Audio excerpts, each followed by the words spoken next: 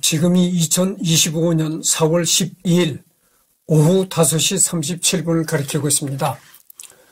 이제 전번 시간에 이어가서 계속할 텐데요. 여기부터 할 차례죠. 자세한 내용은 집2 문서를 참고하십시오. 상술한 대로 머스크는, 잠깐만요. 상술한 대로 머스크는 원래 에너지 사업에 관심이 많아서 대학원에 진학할 계획이었으나 실리콘밸리를 중심으로 폭발적인 발전을 하고 있던 인터넷 사업의 가능성을 보고 곧바로 인터넷 사업에 뛰어들기로 결정한다. 일론도 다녔던 퀸스 대학에서 경영학을 전공하던 그의 동생을 실리콘밸리로 불러들여 팔로알토의 56제곱미터 규모의 꼬질꼬질한 곳에 사무실을 내고 첫 회사인 집2를 설립했다. 이 상태에서는 둘 다 비자나 영주권 없이 미국에 거주 중이었다고 한다. 어찌 보면 당시 둘 다 불법 이민자였다고 동생이 인터뷰하기도 했다. 학생 비자로 와서 자투했던 머스크는 물론 미국에서 사업활동을 하던 그의 동생 또한 마찬가지였다. 훗날 집2 투자자들 덕분에 비자 문제를 해결했다고 한다. 그러니까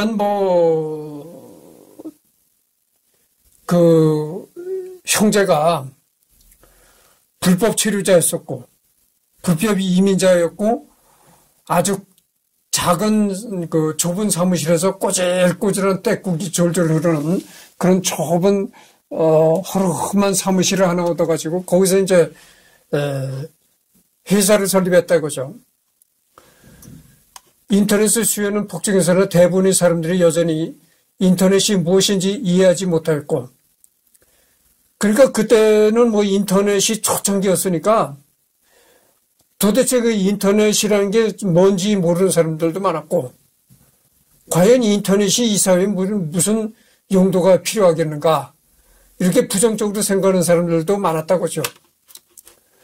기업들조차 웹사이트를 제대로 구축할 인력이 부족했기 때문에 인터넷의 무제한 사업체들이 처음 온라인에 진출하는 과정을 지원해보자는 아이디어에서 출발했다. 실리콘밸리를 시작으로 사업체의 이름과 주소 등이 담긴 DB의 데이터베이스에 접근할 수 있는 허가증을 얻는 반면 GPS 기반 디지털 지도 라이선싱을 얻어와 자영업자 중소업체들 위주로 이들의 검색 결과와 위치 정보를 인터넷상으로 홍보하여 마케팅을 지원하는 기능을 갖춘다. 구글 지도 혹은 엘프의 사업과 비슷하다. 그러니까 이 일론 머스크가 처음 했던 사업이 이런 거라는 거죠. 그러니까 인터넷 지도, 인터넷상으로 이제 지도를 검색해서 위치를 파악할 수 있고 이런 사업을 했다는 거죠. 지금으로 말하면 구글 지도 또는 자동차 운전할 때 내비게이션 같은 그런 사업을 했다는 겁니다. 인터넷이 생소했던 초창기에는 사용 방법을 알리기 위해 고객들을 대상으로 일일이 도시 정보 서비스를 판매하는 회사였으나 뉴욕 타임즈와 같은 온라인 미디어에 소프트웨어 패키지를 제공하는 B2B 방식으로 피봇하였다. 신문사는 집2의 소프트웨어 패키지를 통하여 별도의 자체 기술 개발 없이도 디렉토리를 만들어 온라인 사업에 쉽게 진출할 수 있었다. 일론이 소프트웨어 개발 킴버리 세일즈를 담당했고 1996년 무어 데이비드 우라는 벤처 캐피탈로부터 $300만 투자받은 뒤 리치 소킨이라는 경영인을 CEO에 앉힌다. 무어 데이비드 우는 부심성이 떨어지던 일론을 그닥 신뢰하지 않았고 일론은 외부 투자를 받은 창업이 처음이다 보니 사업 운영에 있어서는 굉장히 미숙했던 것으로 보인다. 해당 투자권을 통해 경영권을 뺏긴 걸 후회한다고 밝혔다. 여기에 더해 일론이 구축했던 코드는 해오볼로 인해 새로운 직원들에 의해 전부 개편되었다. 얼마 안 가 머스크 형제는 경영권에 이어서 이사회 의장 자리를 박탈당하고 아웃사이더로 몰리게 된다. 쫓겨날 위기에 다다랐다 이겁니다.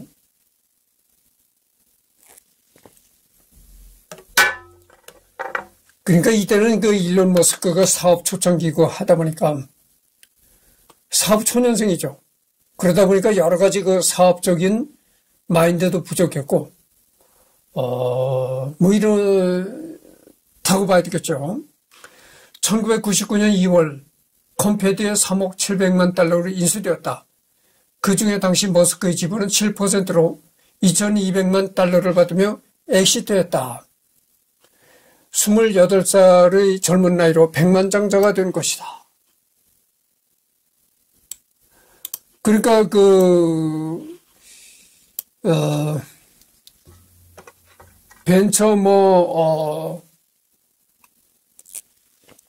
벤처 업체를 운영하다가 또 다른 업체에다 넘기고 하면서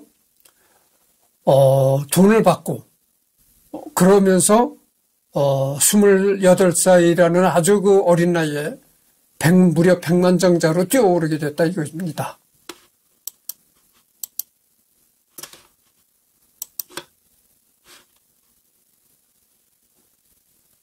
페이팔, 일론은 집투를 창업하기 전부터 인터넷 은행이라는 아이디어를 실현시켜야 하겠다고 생각했다고 한다.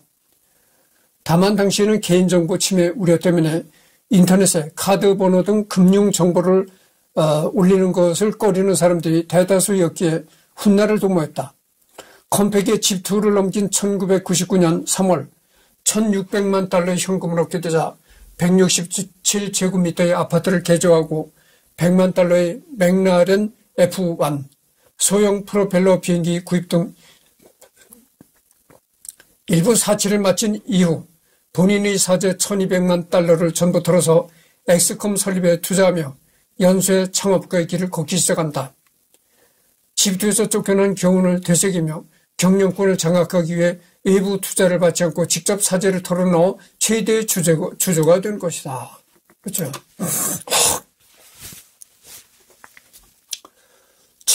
최대 주주가 되지 못하면 언제든지 쫓겨날 우려가 있고, 그렇다는 경험을 해가지고 일절 외부의 투자금을 받지 않고 자기 사채를 어떻게든지 투자를 해가지고 최대 주주가 됐다 이것입니다. 인터넷이 있기 때문에 굳이 창구가 필요 없을 것이라는 아이디어에서 착안했다고 한다. 기술력은 있었으나 진짜 문제는 당국의 까다로운 규제였다. 금융 데이터는 민감한 정보가 담긴 만큼 당국이 생소한 인터넷을 통해 사업을 전개하는 것에 대해서 큰 반감을 갖고 있었다고 한다. 이로 인해 아예 은행을 인수한 뒤 시스템을 개편하려는 시도를 하기도 했다. 이런 급진적인 주장이 팀 내에서도 마찰이 되어 공동 창업자 3명이 전부 창업 몇 달 만에 회사를 떠나고 똑같은 서비스를 지원하는 기업을 새로 창업했다. 이로 인해 자금줄이 떨어져 가자 어쩔 수 없이 스웨카이어 캐피탈로부터 투자를 유치했다고 한다. 엑스컴은 세계 최초 온라인 은행으로 핀테크 업계의 시조새와 같다고 봐도 무방하다. 그러니까 일론 머스크는 세계 최초로 엑스컴이라는 온라인 은행을 이제 개설했다 이거죠. 온라인으로 인터넷으로 하는 그런 온라인 은행을 개설했다 이겁니다.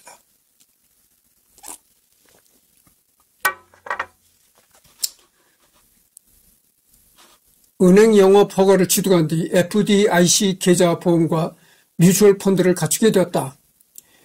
이후 이메일 주소로 간편한 통합 로그인을 지원하여 송금 중개하는 에스크로 사업으로 전환한다. 벤처 캐피털의 든든한 지원 덕에 수수료를 기존 은행보다 낮추는 데에 더해 신규 고객에게 20만 달러짜리 현금 카드를 뿌려서 고객을 유치했다고 한다. 2000년 비슷한 서비스를 개발 중이던 컴피니티라는 회사와 50대 50으로 합병하고 회사명을 페이팔로 변경하였다. 이 두 회사의 사무실은 겨우 4블록 떨어진 거리에 있는 경쟁 관계였는데 서로 수수료이나 신규 고객 현금 지급 등에 돈을 부으며 치킨 게임을 지속했으나 계속 경쟁만 하다가는 모두 망하게 될 것이라는 의견에 두 회사가 모두 동의하면서 전략적 합병을 진행한 것이다. 치킨 게임이라는 게 그거잖아요. 서로 제살 깎아먹기 경쟁 이런 얘기를 하는 거. 그게 이제 치킨 게임인데 제살 깎아먹기 경쟁을 하다가는 서로가 망한다고 하죠. 그래서 이제 이러다는 안 되겠다. 서로가 망하겠다 해가지고 두 경쟁회사가 합병을 하게 됐다 이런 얘기입니다.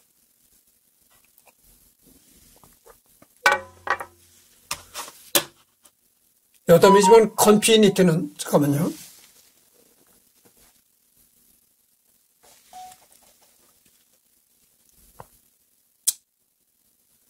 갑작스레 또 원하지 않는 그런 메일이 와가지고 녹화가 중단이 됐습니다. 다시 시작하도록 하겠습니다. 여담이지만 컴피니티는 원래 엑스닷컴이 소유 중인 사무실을 빌려서 운영하고 있다가 다른 건물로 사무실을 옮기면서 페이팔로 이름을 바꾸는데 그 이름이 합병한 회사의 이름이 되었다. 월터 아이작슨에 따르면 합병 과정에서 일론은 페이팔이 아니라 X로 이름이 유지되길 원했으며 이 과정에서 맥스 레브친과 불화가 생겼다고 한다. 합병 직후 직불 100만 고객 유치에 성공했음에도 적자는 쌓여만 갔고 취약한 보안과 비즈니스 모델도 문제가 되었다. 또한 서비스 개발 방식을 두고 맥스 레브친 등의 솔라리스, 리눅스 등 유닉스 계열 오픈소스 지지자와 마이크로소프트의 윈도우 NT 생태계 개발 방식을 지지하는 일론 머스크와의 의견 갈등이 심화되었다.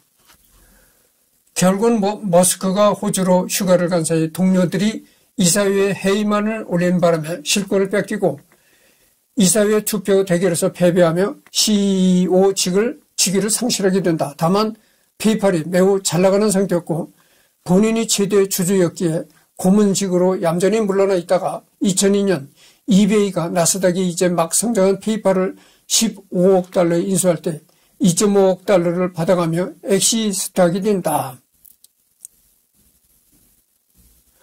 한편 그를 해임시킨 리드 호프먼, 데이비드 sak스 등의 중역들 CEO로 선임된 피터 틸 등 쿠데타 당사자들과의 관계는 여전히 돈독한 편인 것으로 추정한다. 그러니까 그 회사에서 일론 머스크를 몰아내기 위해서 이제 쿠데타를 벌였던 그 쿠데타라는 게 정치적인 쿠데타가 아니고 그 회사 내의 중역들이 이제 이 일론 머스크를 몰아내기 위해서 이제 반역을 저질렀다 이거죠. 그렇게 반역을 저질렀던 중역들과도 사이가 틀어지지 않고 계속 좋은 사이를 유지했다고 합니다. 스페이스 X. 최근 언급한 대로 나는 화성 수송 체계가 자리 잡기 전까지 스페이스 X의 주식 상장을 우려하고 있습니다. 인류가 화성에서 생활하는 데 필요한 기술을 개발하는 것이 스페이스 X의 핵심적인 목표입니다. 머스크가 직원들에게 보낸 이런 이메일을 2013년에 직원들에게 머스크가 보낸 메일이라는 것이죠. 페이팔로 인터넷 사업에서 성공을 거둔 이후 머스크는 학부 시절부터 관심이 있던 분야인 에너지 사업과 전기자동차 사업, 우주산업 등의 중공업으로 눈을 돌렸다. 초등학교 때 접했던 SF 판타지 이후로 우주는 머스크가 평생 동안 꿈꿔왔던 분야였다. 우주에 대한 그의 갈망은 성인이 되어서도 식지 않았으며 펜실베니아대에 다닐 때도 지구 환경 문제와 폭발적인 인구 증가, 식량 부족으로 인한 인류의 종말을 우려하는 의견을 내놓기도 했다.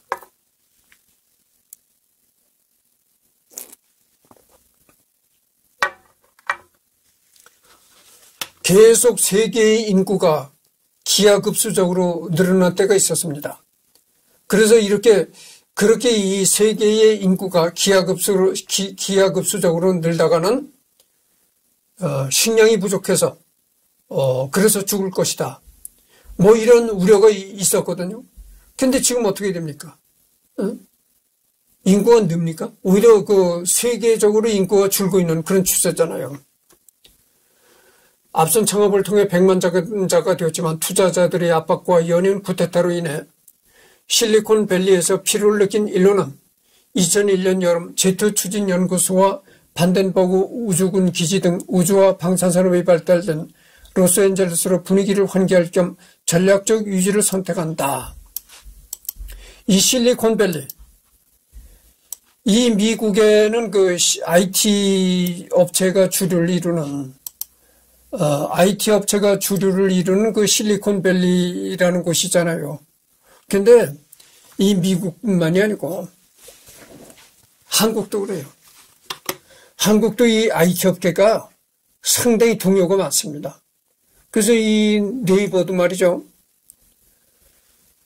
네이버 창업자가 누굽니까? 이해진이라는 사람이 네이버를 창업했잖아요.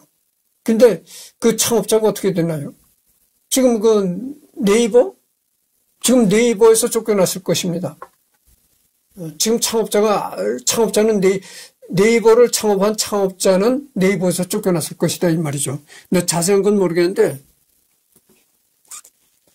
이 IT 업계가 그렇게 요동이 많아요. 그래서 거기서 이제 환멸을 느끼고, 실리콘밸리의 IT 업계에서 벗어나가지고, 그때서부터 이제 제트 추진 연구, 우주 이런 데다가 관심을 쏟기 시작했다고 하죠. IT 개통에 완전히 손을 떼고, 화성 이주 재단을 설립하고, 마스 소사이어티라는 저궤도 탐사 프로젝트 단체도 거액의 기부금을 지원한다. 테슬라 창업자인 에버하드와 타페닝은 마스 소사이어티 회의에 참석해 설치류를 우주에 보낸다는 내용의 머스크의 연설을 들으면서 특이함을 느끼고 주요 투자자 후보로 그를 염두에 두었다고 한다. 처음에는 완전히 자기 손으로 화성까지 화물을 조금이나마 보낼 수 있는 로켓에 세턴 V급 초대형 행성간 로켓, 우주선 세트까지 만들 생각은 전혀 없었다고 한다. 설치류를 우주에 보낸 뒤를 중계하겠다는 아이디어부터 시작해서 화성 오아시스라는 이름으로 수분 보급용 재래 작은 식물들을 채워넣은 미니 온실을 나사를 통해 화성으로 보내 식물들의 성장을 공개 방송하여 다시금 사람들의 관심을 우주로 돌리고 나사의 예산을 증액시킬 수 있도록 하자는 발상을 했다. 추진체를 구하기 위해서 기술자들을 끌어모으고 당시 소련 해체 이후 군축을 하면서 많은 수의 ICBM을 퇴역 처리했던 러시아와 협상하러 2001년 하반기부터 2002년 상반기까지 수차례 모스크바로 향했으나 대당 1,800만 달러라는 다소 비싼 금액을 지시받아 협상이 틀어지며 빈손으로 돌아왔다. 이후 러시아는 이 아이디어가 실제로 돈이 된다는 것을 깨닫고 구형이 된 R36 ICBM에 드네프로 로켓이라는 새 이름을 붙여서 상업용 로켓으로 전환시켰다. 러시아에서 돌아온 비행기에서 그는 계산기를 두들겨 보니 그냥 내가 직접 경량화된 소형 로켓을 직접 만들어서 쏘는 게 낫겠다는 결론에 도달해서 2002년 5월 페이팔 매각 자금 1.8억 달러 중 1억 달러를 투자하여 우주 탐사 비용을 낮추는 것을 목표로 스페이스 X를 설립한다. 당시 같이 동행했던 동료는 처음에 일론 머스크가 자체 로켓 개발에 대한 의견을 제시했을 때 부정적인 견해를 보였으나 일론 머스크가 설계부터 제작 비용까지 치밀하게 계산하여 작성한 문서를 보고 의견을 같이 했다고 한다. 또한 일론은 학부생 시절 당시 축전기 분야를 위주로 공부하였기에 이쪽 분야는 식견이 넓지 않았으나 독학으로 관련 지식을 쌓기 시작했다고 한다.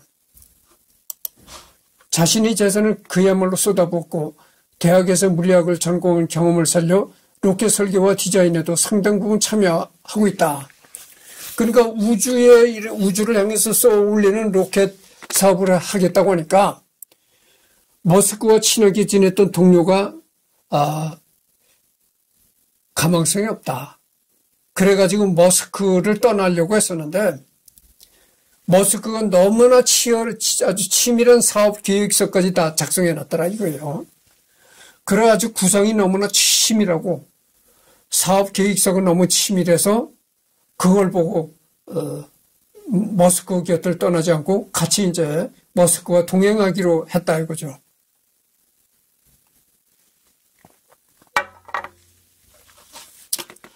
근데 아끼도 얘기지만 이 화성을 탐사하는 이런 사업들이 물론 인류의 발전을 위한 측면에서는 참 도전적이고 좋다고 평가할 수 있지만 이런 사업들이 꼭 말아먹기 좋은 사업입니다. 그렇잖아요. 화성에 가서 인류를 거기에 이주를 시킬 계획을 하고 이런 사업들이 참 실적과 수입을 내기가 참 어려운 겁니다. 그냥 밑 빠진 독에 물 붓기 식의 사업이 되기 쉽다 이거죠. 까딱 잘못하면. 그런 위험성이 있는 사업에 일론 머스크가 뛰어들었다 이거죠. 초창기에는 2003년 내로 1단 로켓, 2단 로켓, 동체 부품 조립, 발사대 설치, 발사까지 3천만 달러에 완수하겠다는 다소 비현실적인 플랜 때문에 사람들이 비웃음거리가 되었다. 로켓을 만들어 우주에 인공물을 쏘아댄 엄청난 기술력과 돈이 필요했기 때문에 국가 단위의 자금 지원이 아니고서야 불가능하며 따라서 일개 민간 기업에선 로켓 제작을 할 수 없다는 의견이 대다수였던 터라 어찌 보면 세간의 손가락질은 당연했다. 실제로 톰 물러 등의 유능한 공학자들을 다수 섭외하여 펠컨 1이라는 로켓을 만들고 발사장까지 확보하여 실험을 했지만 한 번에서 3번의 로켓 발사 시도가 모두 실패하는 쓴맛을 본 데다 엎친 데 덮친 격으로 2008년 미국발 대침체가 일어나 추가 투자금 유치마저 힘들어지게 되는 최악의 시기를 맞게 된다. 일론을 포함한 로켓 공학자들은 멘붕에 빠졌지만 이를 극복하고 마지막 기회였던 4번째 발사를 극적으로 성공시켰고 이후부터는 승승장구를 하게 된다. 이는 정부기관이 아닌 개인 사업가로서 위성 발사를 성공한 최초의 기록이기도 하다. 어쨌든 이걸 보면은 일론 머스크는 한마디로 그렇잖아요. 여태까지 우주에다가 로켓을 쏘 올리고 달에다가 로켓을 쏘 올리고 또 화성에다가 로켓을 쏘 올리는 거는 나사만이 했다 그죠. 그러니까 나사가 뭡니까? 미국의 기관이잖아요. 미국의 항공우주를 탐사하는 그런 기관이다 이거죠. 그러니까 우주를 탐사하는 그런 일은 국가만이 할 수 있었지 개인 사업자가 할 수 있는 영역이 아니었다 그죠. 그러나 일론 머스크가 나타남으로써 우주 사업도 개인이 할 수 있는 시대에 돌입했다 이겁니다. 그러니까 개인이 우주를 탐사하는 그런 사업도 할 수 있다는 그런 가능성을 일론 머스크가 보였다 이겁니다. 그러니까 얼마나 일론 머스크가 도전적이고 개척적인가를 알 수가 있는 겁니다. 그렇잖아요, 여러분들. 우주 탐사라고 하면 개인이 할 수 없는 거, 정부만이 할 수 있는, 국가만이 할 수 있는 그런 사업으로 생각했단 말이죠. 근데 그런 고정관념을 깨뜨린 게 일론 머스크다 이거죠.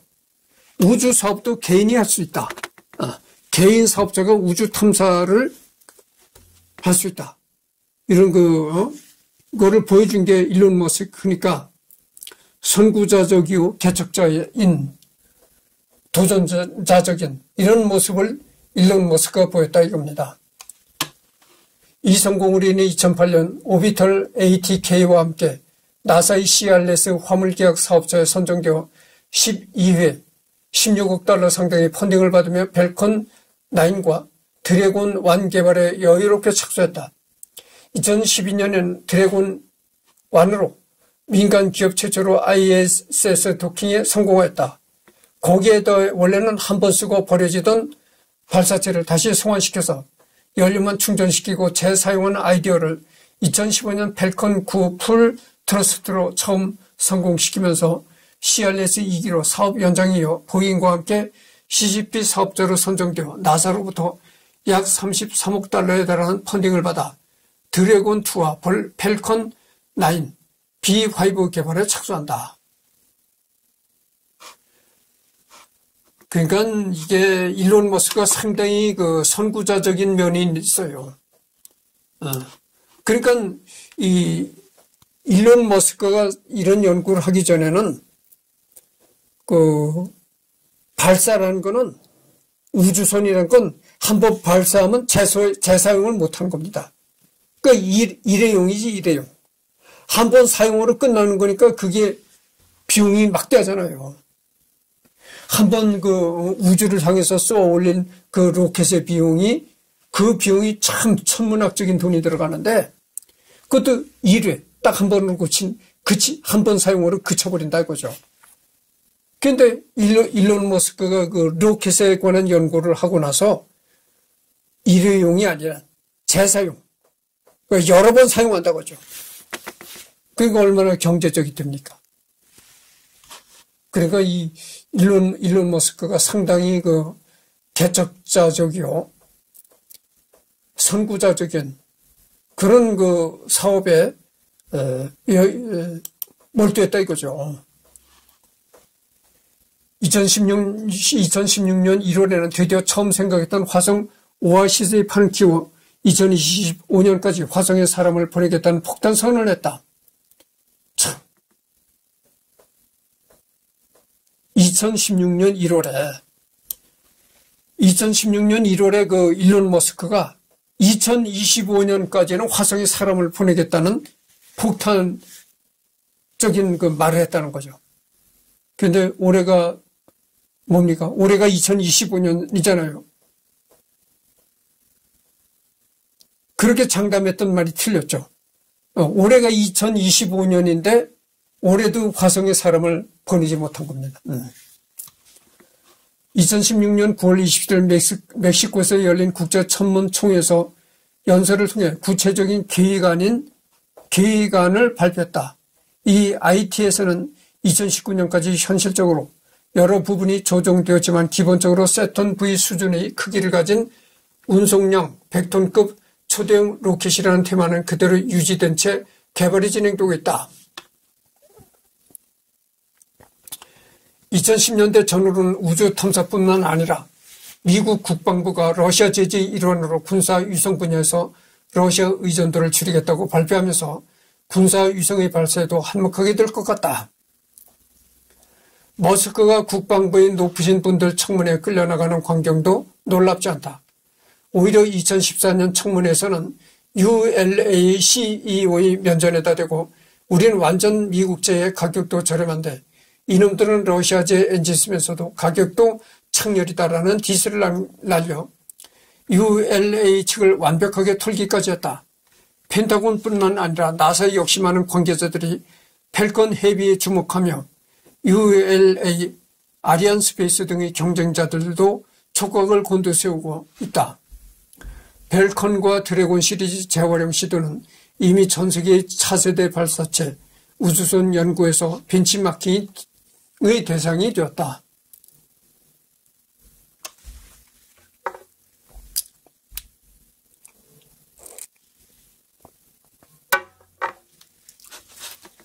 (2018년 2월 6일에) 발사된 펠컨 헤비 발사 성공으로 그의 능력을 다시 한번 전 세계에 각인시켰다.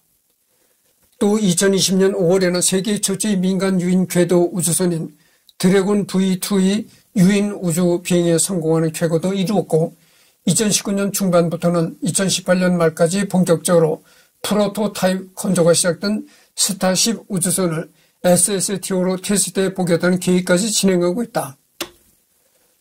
성공이 그렇듯 스페이스 X가 지닌 사소한 결정은 머스크에서 직접 비롯된다.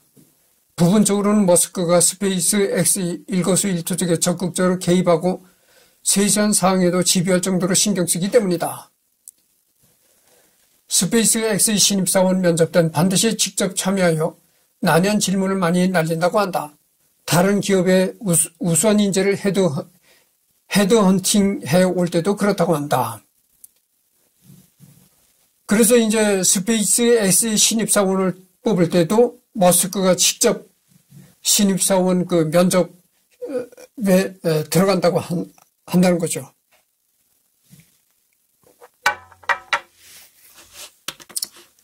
지금 20분을 경과했습니다.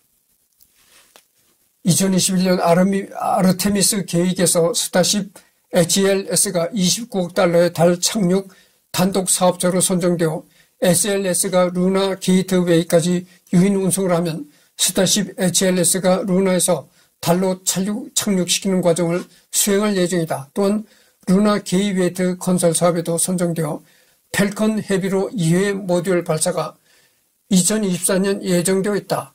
화물 운반 사업에도 15년간 70억 달러 규모로 드래곤 엑셀, 펠컨 헤비가 단독 사업자로 선정되었다. CLPS라는 민간기업 착륙선 로버 발사에도 ULA와 더불어 선정되어 2023년부터 6회 발사가 예정되어 있다. 이처럼 아르테미스 건으로 정부와 계약된 것만 봐도 수주 금액이 도합 100억 달러를 상회한다. 그다음에 머스크 재단.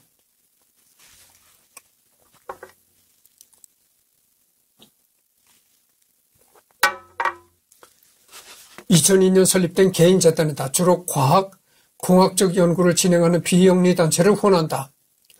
오픈소스 인공지능을 개발하는 오픈 AI, 공동 저작 미디어를 개발하는 위키미디어 재단, 모교인 펜실베니아 대학교, 동생 킴버리 단체 빅그린, 인류 발전 기술 개발자에게 상금을 수여하는 X 시상식 재단 등이 대표적이다. 2,500만 달러 이상을 후원해 왔으며 향후 본인의 재산 대부분을 이곳에 기부하겠다고 선언했다. 2021년 11월에는 기부를 약속한 57억 달러의 대부분을 여기에 지원했으며 누적 기금이 94억 달러에 달한다고 한다. 그러니까 참 사회적으로도 상당히 의미 깊은 일을 많이 하네요. 그렇게 돈을 많이 벌었으니까 이렇게 사회적으로도 엄청난 돈을 기부한다고죠. 그러니까 뭐 좋은 일에 사용하는 그런 기금을 만들고 있다는 거죠. 하나 본인이 독자적으로 운영하는 재단인 만큼 여느 억만장자들과 다르지 않게 이미지 메이킹 목적이며 탈세와 증여, 상속세 회피가 목적이 아니냐는 비판이 존재한다. 블룸버그에서는 누적 기금이 94억 달러에 육박하는 반면 실제로 기부가 이루어진 금액은 전체 2%도 안 되는 1억 6천만 달러에 불과하기에 언행일치가 안 된다며 이를 꼬집었다. 근데 이 기부라는 것이 자기와는 전혀 상관이 없는 그런 단체나 이런 데다 기부를 하는 것이 아니고 결국 이런 일론 머스크가 기부하는 이런 데가 다 일론 머스크와 연관이 있는 데라는 겁니다. 이건 올바른 기부라고 할 수도 없는 거죠, 이건. 그래서, 이런 점에서 이제 일론 머스크가 비난을 받고 있다, 이런 얘기죠.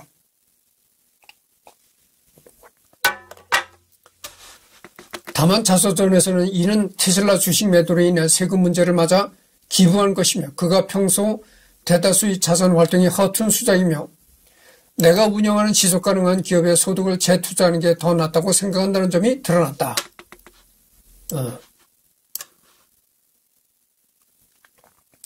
일론 머스크가 뭐라고 했냐면은 이런 얘기를 했다는 거죠.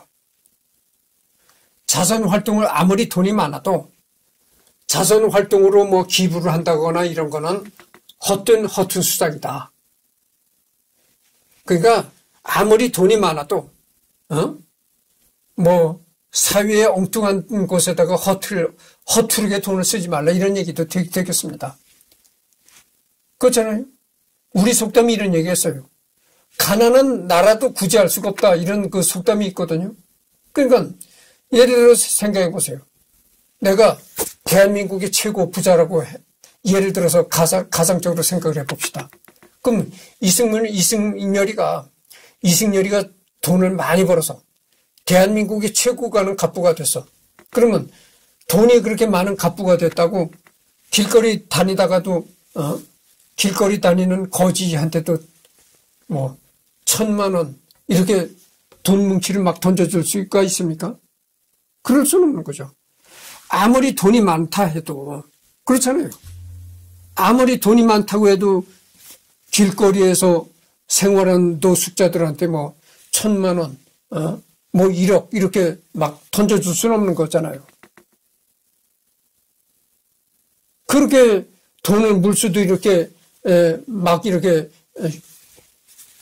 뿌리면은 아무리 억만장자라고 한들 그게 그런 재산이 얼마나 가겠어요. 그렇잖아요. 우리나라의 이재용이 같은 삼성 회장이 그다 정의선이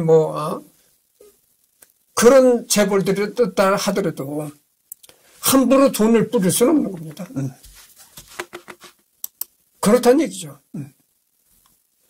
그렇게 함부로 자선적으로 돈을 뿌릴 돈이 있으면 내가 운영하는 기업에 재투자를 해라.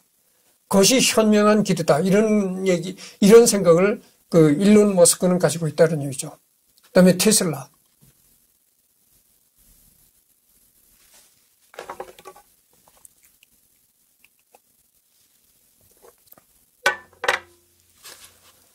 본래 학부에서 연구하던 슈퍼 축전기 방식으로 그동안은 전기 자동차에 관심이 있었으나 2002년에 JB 스트라우베를 통해 리튬 이온 배터리 발전상을 전해드림과 동시에 AC 프로펄천과의 미팅을 통하여 사업의 가능성을 열어보았다. 이후 2004년 일론 머스크는 최초 투자자로서 635만 달러의 자금을 투자하여 테슬라의 최대 주주로 등극한 뒤 변호사와 회계사 등을 주선하고 향후 모터 개발을 주도할 JB 스트라우벨 등의 엔지니어를 영입한다. 즉 원래 테슬라는 AC 프로펠전의 기제로 자동차를 상용화하기 위해 창업한 것이다. 2006년 AC 프로펠전 기술 라이선싱에 로터스 앨리스 샤시를 사용한 로더스터를 공개하였으나 애초 계획에 비해 개발 비용이 불어나고 로더스터의 원가가 판매 가격 이상이라는 것이 밝혀져 2007년 마틴 에버하드를 CEO에서 해고하고 잠시 전문 경영인진 체제를 거친 뒤 본인이 직접 CEO가 되었다. 이후 마크 타페닝 역시 회사를 떠났다. 2008년에는 AC 프로펄전을 벗어나 스트라우벨이 설계한 동력계로 테슬라 로드스터를 드디어 출시하였고 2009년에는 모델 S를 공개했다.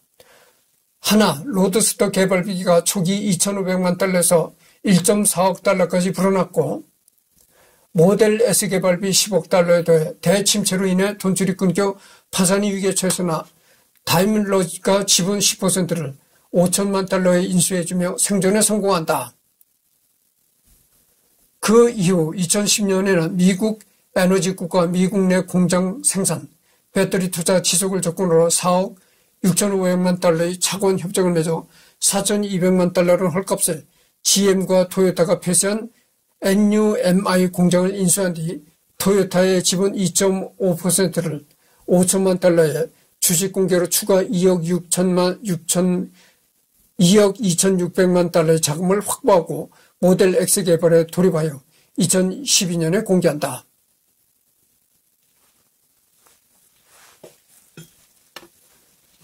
하나 계속되는 생산 악화, 예약 취소, 공매도 집중 등으로 인해 상황은 나아지지 않자 2013년 1분기에는 레리 페이지와의 논의를 통해 60억 달러로 구글에 매각하는 방안을 고려하기도 했다. 그리고 2014년 6월 10일 CEO 일론 머스크는 블로그를 통해 테슬라 모터스의 특허를 모두 공개한다고 발표했다. 전기차 시장을 키우기 위해서라고 한다. 나치 시장에서 독점 업체가 되는 것보다 보다 큰 시장에서 주요 플레이어로 남는 것을 택한 셈이다.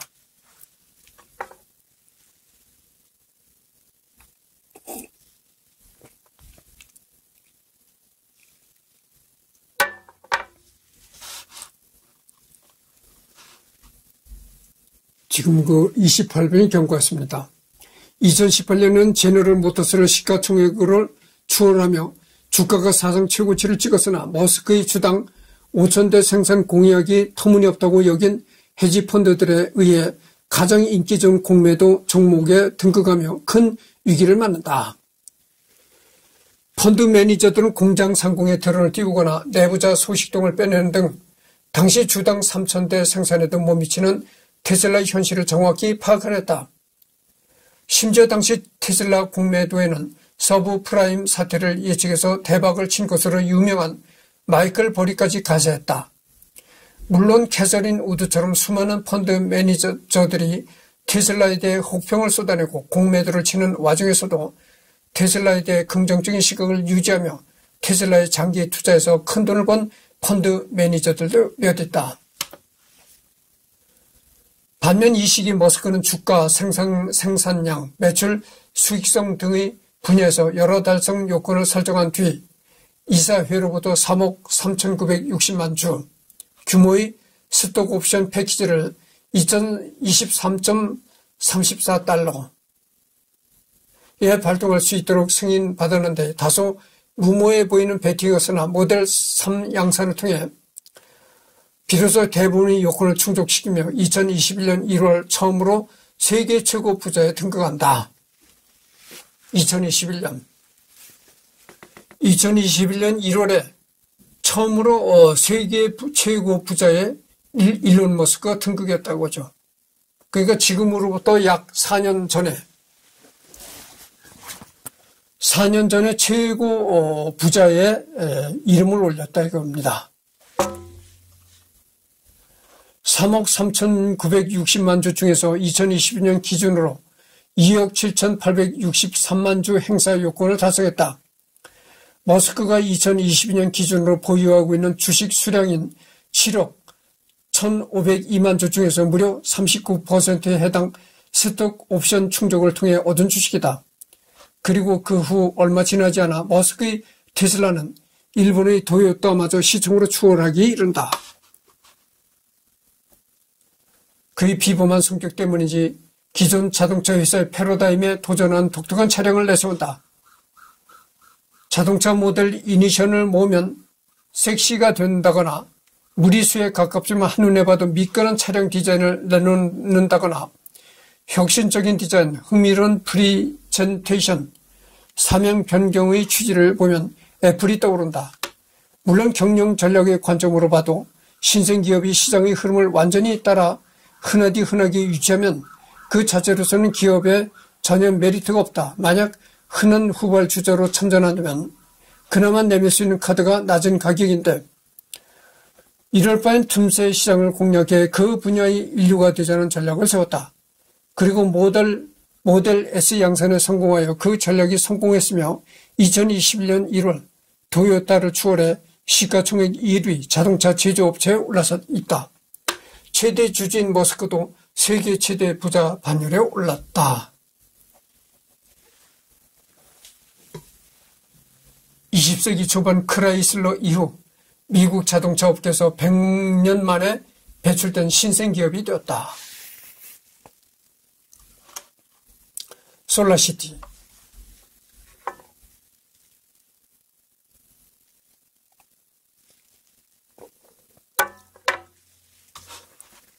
솔라시티는 26억 달러에 인수한 이후 테슬라 에너지 사업부에 편입시켰다. 같은 사업부의 에너지 저장 사업이 승승장구하는 반면 2020년대에도 사업 부진에 시달리며 아직까지는 실패한 인수권으로 평가받고 있다. 오픈 AI. 여러분 인터넷 같은 거 그런 거 하다가 오픈 AI라는 말을 많이 들어봤을 것입니다. 그 오픈 AI입니다. 2015년 10월 샘 올트먼과 함께 인공지능의 잠재 위험성에 대해 의견을 공유하고 구글 등 현재 주요 업체들이 이에 대해서 별다른 생각을 하지 않는다는 점을 들어 비영리로 공동 설립한 인공지능 기업이다. 특허와 기술을 오픈소스로 공개함으로써 독점을 방지하여 인공지능의 안전한 발전을 위해 만들어졌다. 설립 3년 만인 2018년 이사회에 사임하였고 2019년에 마이크로소프트에게 지분 전량을 매각하여 현재는 아무 관련이 없는 상태이다. 퇴사 이후에는 오픈 AI의 굉장히 적대적인 발언을 서슴지 않았으며 퓨처 오브 라이프 재단의 GPT-4 여러분 이 GPT-4라는 얘기도 많이 들어봤을 것입니다. 이것도 일종의 인공지능 그거죠. GPT-4 이상의 성능을 내는 모델에 대하여 6개월 개발 중단을 요구하는 성명서에도 서명을 했다. 샘 올트먼의 주장에 의하면 오픈 AI의 발전 속도가 더뎌지자 일론 머스크가 기업을 사유화하려는 태도를 보였고 이로 인해 배제되었다고 한다. 머스크는 오픈 AI가 대규모 자금 조달을 유치하고 폐쇄형 정책을 취하면서 초기 설립 취지를 잃었기 때문에 사임한 것이라고 주장한다.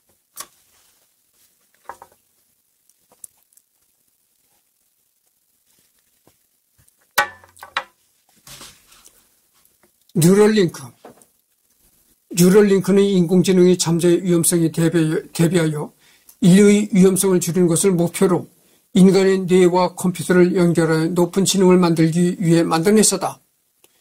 즉 일론 머스크 본인이 몸담고 있던 오픈 AI 등에 대한 방어적 수단 마련을 위한 프로젝트이다. 보링 컴퍼니.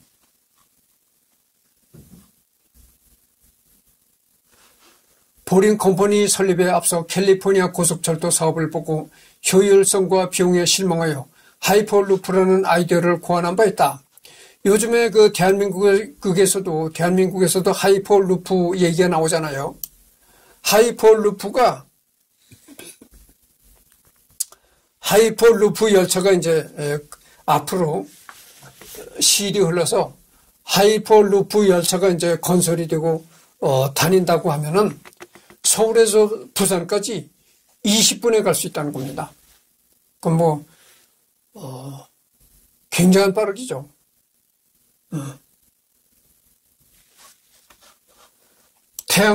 그러니까 이게 비행기보다 더 빠른 겁니다. 이 열차가, 하이퍼루프라는 열차는 비행기보다 더 빠른 열차가 되는 거죠. 태양광 기반으로 1600km 이하의 거리가 대상이다. 튜브 속을 저압으로 유지하며 전적이 펄스와 모터로 추진한다. 테슬라 모터스 블로그 2017년 1월에는 학생들을 대상으로 설계 공모전 대회까지 주최했다. 미국 도시 심각한 교통체증 해결을 위해 3D 방식의 자율주행 터널링 지하 차도를 짓는 것을 목표한다. 로스앤젤레스 터널에서는 하이퍼루프를 여전히 연구 개발하고 있으며 라스베이거스에서 LVCC를 중심으로 하는 노선을 확장하고 있다. 다만 차량 교통의 철도 교통화를 폐기하고 오토파일럿 기능이 있는 테슬라 차량만을 대상으로 범위를 제한하면서 본래 취지가 크게 후퇴되었다. 이 외에도 굴착 비용, 굴착 허가, 자율주행의 개발 등의 한계에 부딪혀 여타 업체 대비 저렴한 건설비 외에는 별다른 특장점을 보이지 못하고 있다. 그 다음에 XAI 홀딩스. 일론 머스크는 이전부터 트위터를 비롯한 SNS에 표현의 자유가 상실됐다며 불만을 많이 드러낸 바 있다. 자신이 직접 새로운 소셜미디어를 창업할지 고민하기도 했다고 한다. 2022년 트위터에 투표를 올린 뒤 찬성표가 과반수를 넘자 테슬라 지분을 매도한 뒤 100억 달러라는 거금을 주게 되고 트위터를 인수를 시도한다. 인수 협상 과정에서 검열 최소화, 암호화폐, 스팸봇 퇴치, 콘텐츠 편집 기능 추가, 추천 알고리즘, 내부 문건 공개 등 정책 변화를 예고했다. 인수 이후 먼저 인력을 5분의 1 수준으로 줄였고 임원진 해고, 복리후생 축소, 사무실 축소 등의 대규모 구조조정을 거쳤다. 본인의 발언들로 인해 빠져나가는 광고 수익을 커버하기 위해 계정인증 유료화, API 유료화, 슈퍼팔로우, 암호화폐 송금, 맞춤 비디오, 스페이스 등의 기능을 강화시켰으며 트위터를 X클럽에 합병시켜 X라는 새로운 플랫폼으로 전환을 맞으며 모든 것이 가능한 앱을 만들겠다고 밝혔다. 인수 당시 트위터를 440억 달러, 우리나라 돈으로 약 58조 6,640억 원에 인수한 지난해 10월 스페이스 X로부터 10억 달러를 빌렸으며 한 달 뒤에 곧바로 이자와 함께 상환했다고 밝혔다. 그래서 지금 40분을 경과했습니다. 그래서 정치 활동, 일론 머스크가 이 사업뿐만이 아니고 또 정치 활동에도 관여하잖아요. 그래서 이 정치 활동은 오늘은 더 이상 녹고 없고 내일 녹화를 하도록 하겠습니다.